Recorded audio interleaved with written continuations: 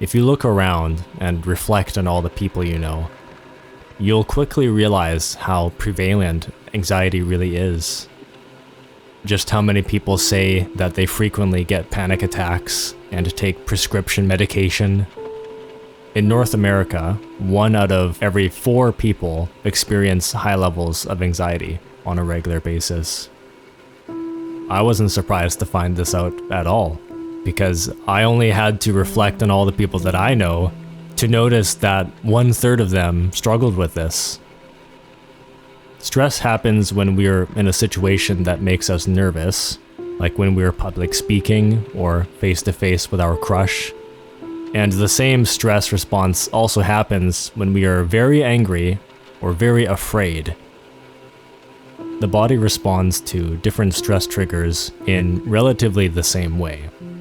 The sympathetic nervous system, which is responsible for the fight or flight response, engages by circulating hormones like cortisol and adrenaline, and shutting down the parasympathetic nervous system, the rest and digest system, functions like digestion and drowsiness, and heart rate regulation.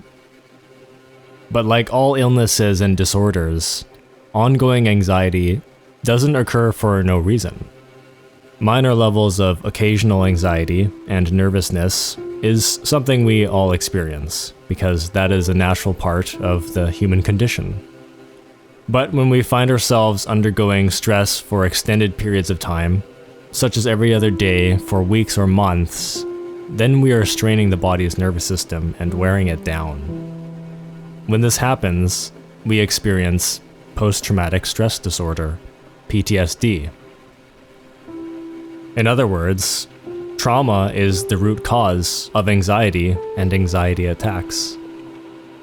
If you're finding that you get anxious easier than you used to, you have trouble falling asleep perhaps, your digestion is poor, so you're burping all the time excessively after meals, even small meals make you very bloated, and maybe you experience acid reflux all the time, and you regularly experience panic or anxiety attacks, it's probably not the case that you're just a sensitive person, but rather that there was a period in your life, weeks, months, or years, when you had underwent a lot of stress and some damage to the nervous system occurred.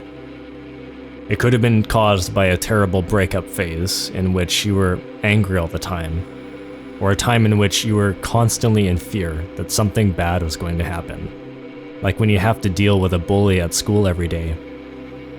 Post-traumatic stress is as common as weeds, really. And what happens to the body is that it struggles to relax and idle itself down from a high-performance, high-stress state. When the body is chronically stressed, it uses up more of the minerals and vitamins it needs to maintain the nervous system, mainly B vitamins and minerals like magnesium, potassium, calcium, and zinc. So here are the remedies.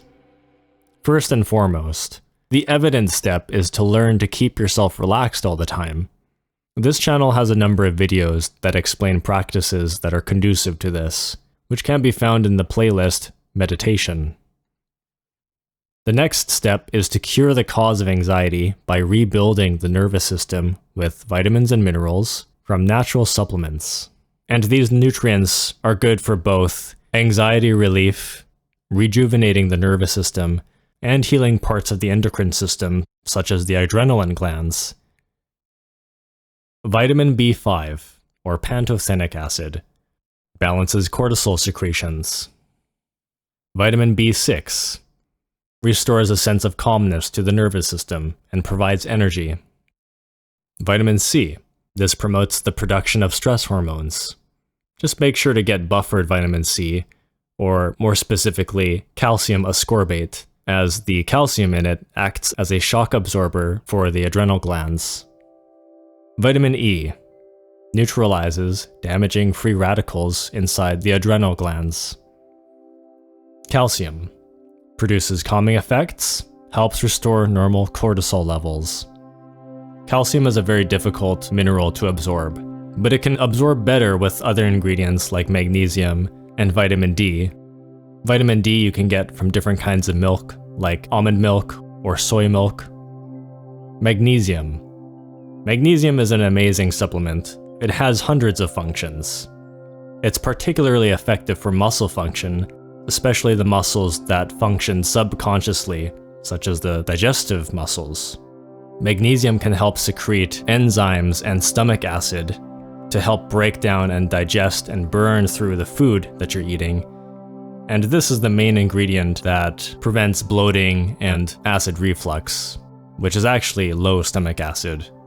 When the body is stressed, the digestive system is disengaged. The government recommended daily intake of magnesium for women is about 310 milligrams a day. Men need about 400 to 430 milligrams per day. Trace minerals are also very helpful. Zinc, manganese, selenium, and iodine support overall hormonal balance. Potassium. Potassium is an essential electrolyte, like magnesium, like salt. Women need about 2,600 milligrams of potassium a day, and men need about 3,400 milligrams per day.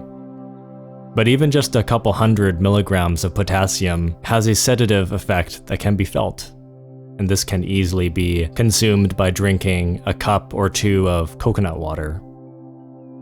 Over the long term, these minerals can help repair the nervous system. However, they are most effective after a few minutes of absorption. Try combining the ingredients in a smoothie using a cup of spinach, an avocado, a banana, and a cup of coconut water as your potassium source, and adding powdered magnesium, calcium ascorbate, and some kind of milk for taste and more nutrients. This will give you the ultimate anxiety smoothie that you could make. But when you're experiencing intense anxiety and you're on the verge of having an anxiety attack, more powerful supplements include amino acids such as GABA and herbs like valerian root, passionflower, and lemon balm extract. These ingredients only cure the symptoms of anxiety in the short term, but they're very effective. GABA works primarily on the brain by slowing down the activity of neurotransmitters. This is what we need when we begin to panic because we are overanalyzing or overthinking in a scenario. At the same time, our muscles tend to tense up in certain areas, like our abdominals. So this is where we need something like magnesium or herbs to relax the body. It shouldn't come as a surprise that some supplements designed to promote sleep are also effective at alleviating anxiety. A very potent product like this is Ortho Sleep. Unlike many anxiety supplements, which only contain amino acids and maybe one or two other things that just slow down the brain temporarily, Ortho Sleep contains just about everything a person needs to immediately calm down from a panic episode and stay calm. The powerful herbs in it work to relax the body very quickly so that tension and shaking subside. The product does contain one ingredient that is unsuitable for anxiety relief during the day, which is melatonin, a hormone that resets circadian rhythm. But because of the amount of Ortho Sleep a person would need for anxiety relief, the amount of melatonin would have almost no effect. This product recommends to take 2 capsules before bed, but this is a very large amount for an average-sized person. When undergoing an anxiety attack, a 150-pound person only needs between 1/3 and 3/4 of a capsule. If you're a bit bigger or your anxiety attack is very severe, then go ahead and take 1 full capsule. And combining herbs with amino acids such as GABA is highly effective and safe. Many herbs that relieve anxiety can also cause gastrointestinal upset, so if that occurs, it can help to drink some milk in order to dilute the herbs in your stomach, but this is generally at higher doses.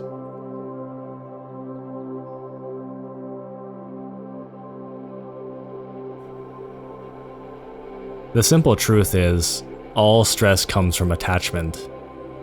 We tend to get anxious because we're attached to our self-image and want to please people in various ways, such as by not making mistakes, disappointing others, or acting awkwardly. We also get attached to outcomes, like whether or not a dinner date or a surgery will go well. Sometimes it's the symptoms of anxiety itself that we fear because they can become so crippling, symptoms like nausea or fainting. So here are some cognitive reframing tips. Some of them are surprisingly effective. Don't try to control the anxiety or make it better. Just feel it and embrace it. I found this to be one of the most effective yet counterintuitive tips. It's reverse psychology. Most people have to try very hard to control and limit their anxiety with breathing techniques and such. But even though those techniques can work, they're not very effective when experiencing an anxiety attack. Trying to turn off the amygdala in the brain when in a state of fear is like controlling a heavy and stubborn animal. If you incessantly try to tame a wild animal, it will just become more wild. So notice the anxiety, recognize it, and it will run its course. Letting go of control will leave you in control again. Don't think or analyze. Panic attacks generally set off when we see or think about a particular trigger. The impression comes to our mind, such as the realization that we will be trapped in a certain situation for a period of time, and then that realization dawns us and we begin to analyze it and think about it, and the next thing we know, we can't take our attention off the trigger of our anxiety. But how does a person stop thinking, really, when the mind is so used to it? Well, the way to stop thinking is fairly easy. Just bring your attention to the present moment. Rather than trying to stop thinking and telling yourself, stop thinking, don't analyze, don't worry, get yourself out of your head and become present. If you bring your attention back to yourself and your environment, you will stop thinking. Prepare. Responses to people, recovery lines or routines, and escape plans. If you're the kind of person who likes to be on top of things and always wants to do or say the best thing around people, then just prepare yourself beforehand. Practice and write down whatever comebacks, recovery responses, closing lines, and excuses so that you'll always know what to say and how to leave stressful situations. Try not to worry about your anxiety or anything really, especially petty things like little awkward things you might say around people, or what you're wearing, or worst case scenarios that are highly unlikely to happen. Have options. So what if this situation or person doesn't turn out? Is it the end of the world? What are your other options? Have fun. It's likely that you've been so focused on performing and functioning normally around people that you've forgotten the point of being around people and having quality person-to-person social interactions, which is to have fun and enjoy each other's company. Most important of all, practice. Practice makes perfect. You'll be surprised just how much improvement you can make in getting used to stressful environments and overcoming anxiety just by taking small but regular steps in exposing yourself.